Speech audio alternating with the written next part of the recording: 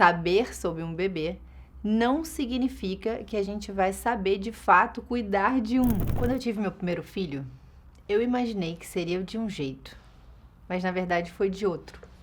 Então eu era médica, estava fazendo residência de pediatria e eu imaginei que ia tirar de letra o cuidado com um bebê.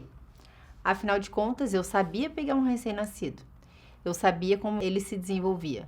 Sabia examiná-lo, sabia identificar caso ele tivesse algum problema, algum sinal de alerta, sabia orientar a amamentação, como fazia uma boa peca, sabia em relação ao ganho de peso, quanto de peso ele precisaria ganhar na primeira semana, em cada dia posteriormente, sabia dar as orientações em relação ao coto umbilical, como fazer a troca de fralda, que tipo de pomada eu precisava na assadura, sabia qual poderia ser o possível padrão de evacuação da criança, se ela tivesse cólica, o que eu deveria fazer, se tivesse refluxo também.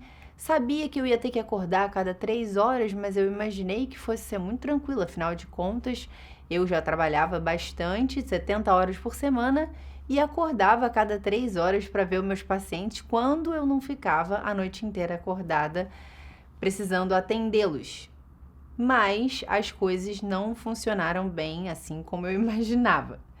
Saber sobre um bebê não significa que a gente vai saber de fato cuidar de um, ou que a gente não vai ter dúvidas, ou que a gente não vai sentir sono, não vai sentir cansaço, ou até mesmo que a gente não vai sentir solidão. Então, de fato, esses primeiros dias e essas primeiras semanas, esses primeiros meses são momentos de adaptação. Cuidar de um bebê, de fato, não é um bicho de 7 cabeças, mas também é muito exigente. Nos exige física e emocionalmente, principalmente por conta da privação de sono e por conta de uma constante exigência que recai 100% sobre nós, ou muitos por cento sobre nós. A gente fica mesmo limitada fisicamente, porque a gente fica com um bebê no colo o tempo todo. Um bebê que precisa da gente para mamar e que muitas vezes essa amamentação ainda demora muito tempo e depois precisa rotar e depois precisa trocar fralda. E a gente não consegue ir no banheiro direito, a gente não consegue comer, a gente não consegue ler um livro, a gente não consegue parar para falar no telefone, que parece que quando a gente vai mandar um áudio é a hora que o bebê resolve acordar. A gente não consegue deitar um pouquinho para descansar, porque quando o bebê dorme, a gente pensa, de fato, eu deveria estar dormindo, mas ao mesmo tempo tantas coisas que eu gostaria de fazer, não só que eu precisava fazer, mas que eu gostaria de fazer sem um bebê perto de mim, para que eu volte a ter um pouquinho da vida que eu tinha antes de ter esse recém-nascido, esse chaveirinho pendurado em mim. Uma vez uma amiga minha, que ela não tinha filho, ela falou para mim assim: "Nossa, eu acho um exagero essas mães dizendo que não conseguem nem ir no banheiro fazer xixi quando tem um recém-nascido em casa." E aí eu falei pra ela, parece, né? E aí depois que ela teve bebê, ela falou: "Nossa, eu não consigo nem fazer xixi." Então, de fato, é uma realidade que nos exige muito, né? Quando ela teve bebê, ela viu que era assim. Então, uma mãe, o pai não passa tanto por esse processo, ainda que ele tire licença maternidade ou férias, a gente precisa amamentar, a gente precisa conhecer o nosso bebê, a gente precisa olhar para aquele bebê e a gente tem um olhar diferente mesmo, que é só a mãe que tem. Quantas e quantas vezes os recém-nascidos estão chorando e quando vêm para o colo da mãe eles se acalmam. Então, por mais que eles estejam acostumados a estar com a avó, a estar com uma babá, muitas vezes é a mãe que consegue acalmar esse bebê. E além disso, a gente está vivendo uma fase que, embora os maridos tenham acabado de ter bebê também, eles não estão vivendo um puerpério, eles não estão vivendo uma alteração hormonal, eles não estão vivendo uma realidade de livre demanda. Então, por mais que eles nos ajudem, a gente está passando por um turbilhão mesmo. A gente acabou de ter bebê, a gente não está se sentindo bonita, a gente está acima do peso. A gente está querendo não usar mais roupas de grávida, mas também as nossas roupas normalmente não nos cabem. Porque a gente não quer usar roupa de grávida, porque eu não quero mais estar grávida, porque eu acabei de ter esse bebê e agora o que eu gostaria mesmo é que a minha barriga voltasse ao que era. Só que essas coisas demandam tempo. E a gente fica perguntando, ai, será que vai voltar tudo que como a minha vida era antes, né? Parece que não. Além disso, os nossos seios ficam super doloridos. A água, quando a gente vai tomar banho, bate, a gente sente dor. A toalha, a gente toca e dói também. E aí, uma mãe de primeira viagem, não digo só as mães de primeira viagem, mas eu digo uma mãe de sétima viagem, como eu, também teve essa sensação de, apesar da gente saber que vai passar, ou porque a gente já passou por aquela situação algumas vezes, como é o meu caso, ou porque alguém já nos disse que vai passar e a gente já viu que vai passar, porque a gente tem amigas, primas e irmãs próximas que já tiveram um bebê, a gente tem uma certa dúvida se de fato vai passar e quanto tempo vai passar. É como se a gente estivesse correndo uma maratona e a gente não conseguisse ver o final. E a gente não sabe se basta a gente dar um piquezinho que a gente vai chegar, a gente fica numa expectativa de quando é que eu vou dormir novamente, porque a privação de sono realmente é muito difícil. Então a gente passa de um momento em que a gente era totalmente dona do nosso nariz, não tinha ninguém que mandava na gente, que a gente podia ir no banheiro a hora que a gente quisesse, comer a hora que a gente quisesse, estudar a hora que a gente quisesse, sair a hora que a gente quisesse, para um momento em que tem 100% alguém que depende de nós e que a gente não pode mais ir no banheiro na hora que a gente quer, comer a hora que a gente quer, não pode vestir a roupa que a gente quer, que a gente não pode tomar banho a hora que a gente quer, que a gente não pode, enfim, sair para o lugar que a gente quer. Então, a primeira coisa que vem na cabeça das mulheres é: eu não vou dar conta. Sem ajuda, eu não vou dar conta. É impossível. Eu tenho o costume de me confessar. E aí, eu tinha a intenção de ter vários filhos. E eu me lembro a primeira vez que eu consegui ir falar com o sacerdote novamente, o meu bebê, o Itinho, né? O meu primeiro tava com 1 mês. Eu falei, caramba, é impossível eu ter muitos filhos. É impossível. O impossível, essa realidade sustentada por muito tempo, eu não vou sobreviver. E é justamente essa sensação que a gente tem. Eu não vou dar conta, eu preciso que alguém me ajude, né? E além disso, vem na nossa cabeça muitas coisas do tipo, eu não fiz esse bebê sozinha. O meu marido precisa compartilhar comigo 100% desse processo.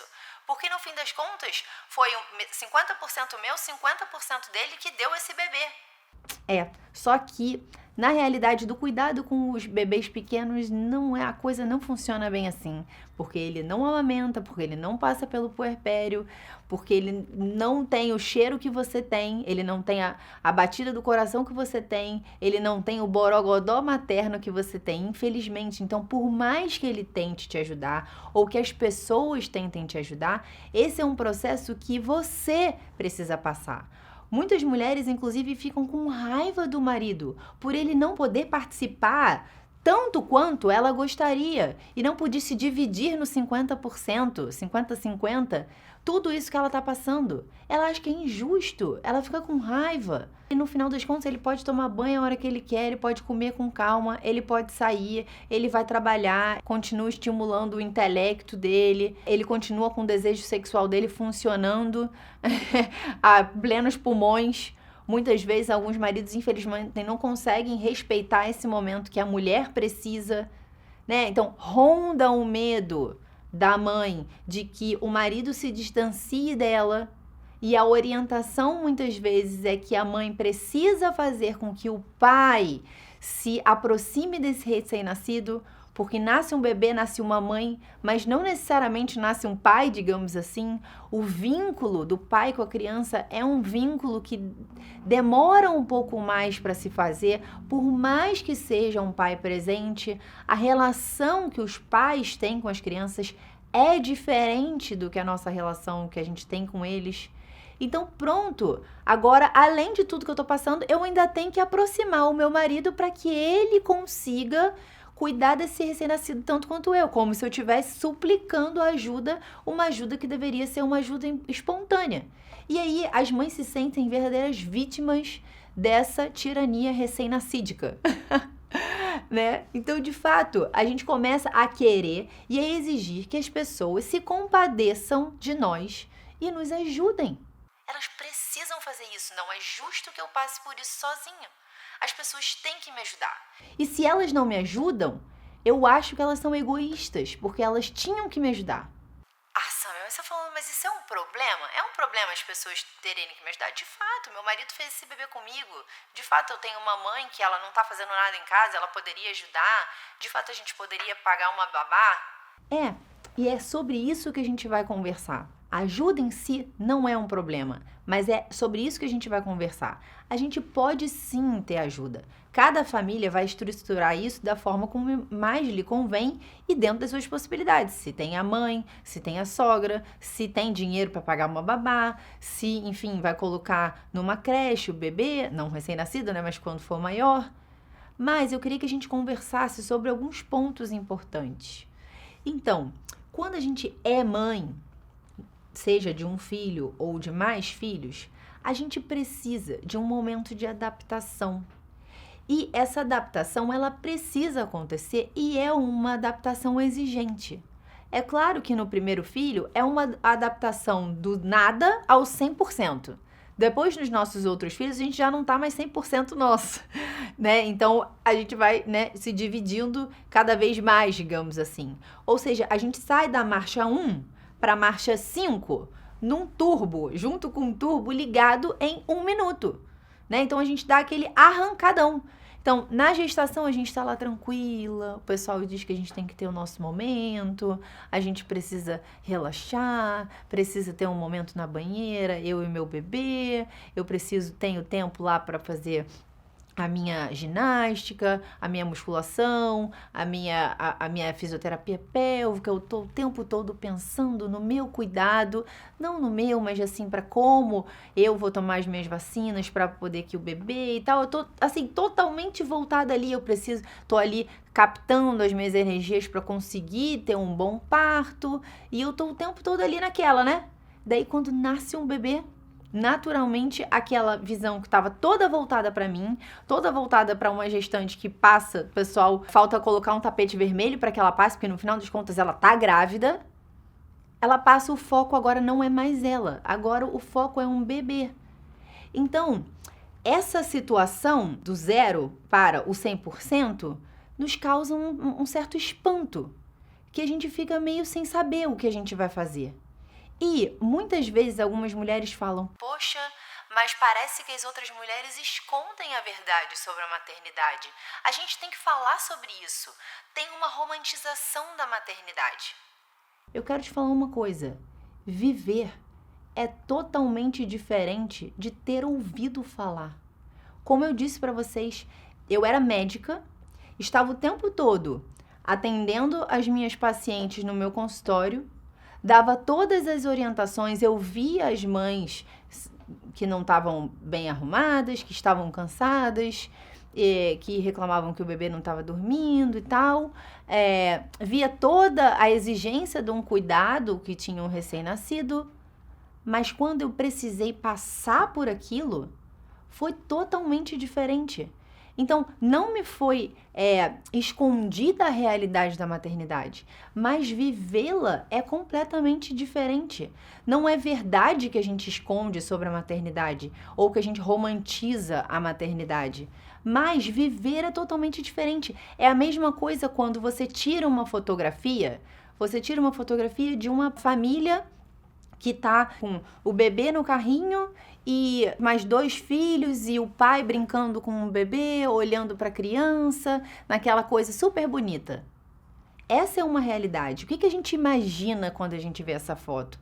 Poxa, que família feliz. Esse pai e essa mãe, eles devem estar super bem. Caramba, eles têm 3 filhos. Olha quantos frutos tem esse casamento. Esse bebê deve ser bem bonzinho porque ele tá no carrinho. Aparentemente não tá no colo da mãe, então ele deve ser um bebê bem bonzinho. Poxa, caramba, que foto bonita, que passeio. Mas muitas vezes a gente não imagina o que aconteceu para aquela foto sair, ou o que aconteceu depois daquela foto. Vai saber se o bebê golfou depois no colo do pai, se aquele neném, na verdade, dormiu, os únicos 5 minutos que ele dormiu no dia foi o minuto que ele conseguiu tirar aquela foto. Ou se aquela criança logo depois não fez xixi na roupa e a mãe esqueceu de levar uma roupa para trocar. São inúmeras as possibilidades. Então, quando a gente vê uma fotografia, ou quando mesmo a gente tira a fotografia de um lugar, A lente da câmera, ela nunca nos revela tudo o que a realidade mostra. Gostou desse vídeo? Ele faz parte de uma das aulas que temos na comunidade Samia Marcili. Se quiser ter acesso ao conteúdo, clica no link da descrição.